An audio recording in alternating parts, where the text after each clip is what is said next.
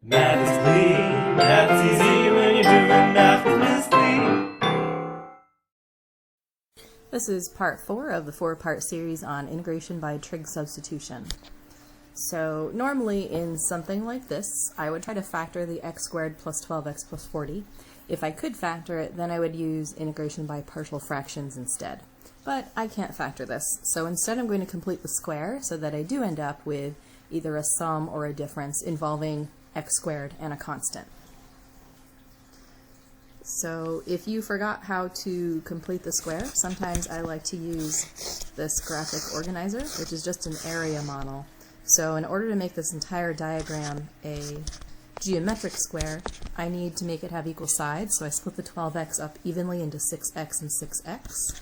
And that tells me x times x gives me x squared, x times 6 gives me the 6x, and then that missing rectangle or square would have to be a 36 to complete the diagram.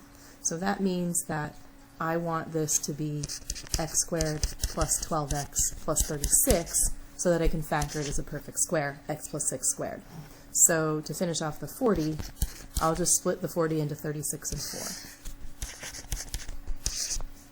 So again, that allows me to factor the denominator as x plus 6 squared plus 4. And now I do have a sum involving squares.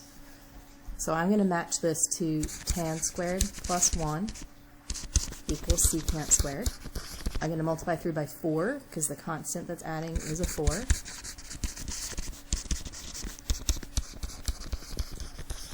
And that means that I need x plus 6 squared to be replaced by 4 tan squared. Or x plus 6 is the same thing as 2 tan theta. So then taking the derivative of both sides, the dx will have to get replaced by 2 secant squared theta d theta. So now when I make my replacement, in the numerator I have 2 secant squared theta d theta, and in my denominator that should become 4 tan squared theta plus 4, and I'm going to write that as 4 secant squared theta.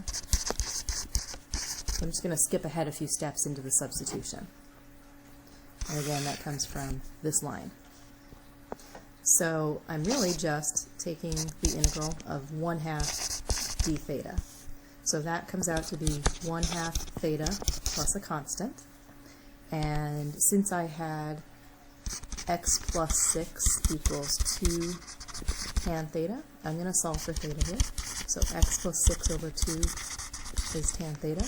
And that means that theta can be replaced by inverse tan x plus 6 over 2. So my final answer is 1/2 inverse tangent of x plus 6 over 2 plus a constant.